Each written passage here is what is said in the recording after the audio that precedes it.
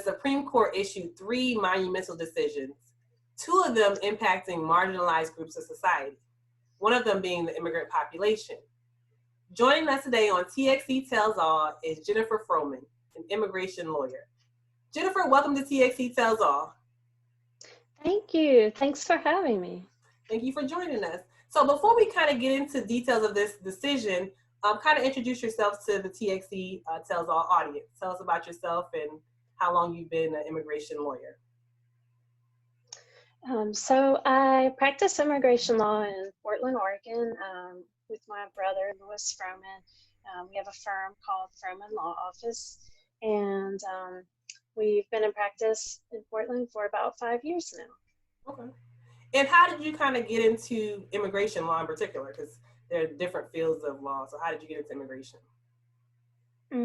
Yeah, so through some volunteer work and just friendships that I've had over the years, I started to be more aware of issues that affect the immigrant community and the challenges to immigrating to the United States and to applying for lawful status. So that's what really got me interested in immigration law and how I could possibly, help with that process. Okay.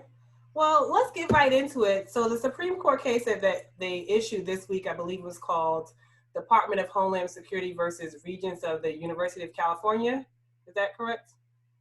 Yes. Okay. Yes. And so kind of give us a high level, what does this mean for the immigrant community in particular? So the Department of Homeland Security had tried to basically shut down the DACA program, and that was challenged, and the Supreme Court basically found that the Department of Homeland Security didn't do their homework. They didn't, their reasoning behind shutting down the program wasn't properly stated, wasn't proper. So they basically said, go do your homework and come back with the proper, showing that they have the proper reasoning. So it's not that they can't shut it down, but they have to do it the right way. And so they have to go back to the drawing table. Okay, so let's back it up for a second. Can you tell our viewers, what does DACA stand for? Yeah, DACA stands for Deferred Action for Childhood Arrivals, and it's a program that was that President Obama announced in 2012, and it allows certain protections for children who came to the United States under the age of 16 and meet certain requirements, like they have they're either studying or have received their high school diploma or GED, or they have had an honorable discharge from the armed forces and don't have certain criminal convictions. And it allows them authorization for employment and a social security number, and basically protects them from being deported from the United States. And they renew it every 2 years, but it's not a pathway to citizenship. And so how does DACA fit in with Dreamers? You hear that terminology a lot too. Are Dreamers part of DACA, or are they two separate things? So the people who benefit from DACA are basically Dreamers, but Dreamers are part of a movement that started in 2001 to get Congress to pass a law that would allow children who are brought to the United States under a certain age and have basically grown up in the United States and maybe even thought that they were U.S. citizens until they were older and realized that they didn't have lawful status. And so to give them protections from being removed from the United States and to even allow them a pathway to U.S. citizenship, because that doesn't exist right now. And so, but nothing has happened, and now we're on like 2 decades now. But so that was why President Obama made that passed that executive order in 2012 to kind of try to help that group of people. Okay. And so is this a big win for the immigrant community? Is this good or is it bad? How do we view it?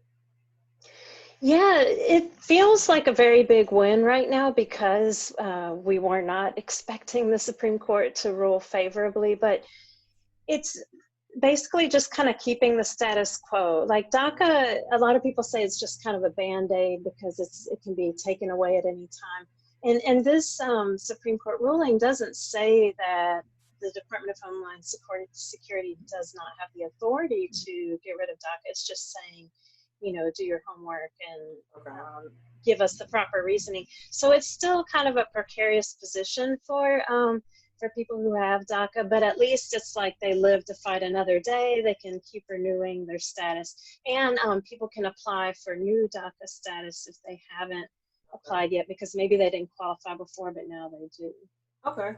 Okay, so how does this impact your clients on a daily basis, if it does at all?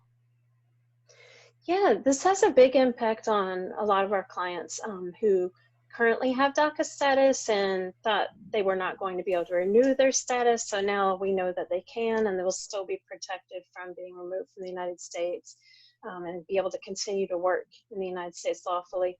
And then also we have a lot of clients who are, you know, new clients who now qualify for DACA but didn't a few months ago, and now they can apply for their DACA status for the first time. Okay. And finally get their social security numbers and be able to be here lawfully. So what would you say are the biggest misconceptions about the immigrant population or just immigration policy in general? Yeah, I think there are many misconceptions. One big misconception is that the immigration process is pretty easy and available to anyone who wants to apply. And it's in actuality, it's extremely difficult to qualify for legalization in the United States. And even if there is an option available, the people who adjudicate the applications have a lot of discretion. So a lot of times things are denied, applications are denied anyway. And then people put themselves at a lot of risk. If they apply for something and then it's denied, then they could be in danger of being removed from the United States. Okay. Yeah, so I would say that's a big problem. Okay. And then I know people talk about the immigrant population, you're bringing criminals into the United States. What is that? Do you counter that as a misconception as well? I do hear that, and a lot of studies have been done that show that this is completely unfounded, that there's no higher crime rate in the immigrant population than in any other population in the United States. Yeah. Well, thank you kind of for breaking it down to us. I know many people had questions about it. They heard that the Supreme Court was making these decisions and they wanted to know how does it impact things. I appreciate you taking the time to join us on TXC Tells All and educate our viewers. Education is important. Absolutely. It goes a long way, like I said, when we're thinking about marginalized groups of people. So thank you again for joining us. And if someone wants to reach out to you regarding immigration policy or just any question they have about immigration law, how can they reach you? Yeah, they can call our firm or go to our website, which is FrohmanLawPDX.com, and we'd be happy to talk to them. Okay, great. And I'll drop the information in the description box for those of you that want to reach out to them, their phone number, their website, in case you want to reach out. Thanks again for joining us, Jennifer, on TXC Tells All, and thanks again for our viewers.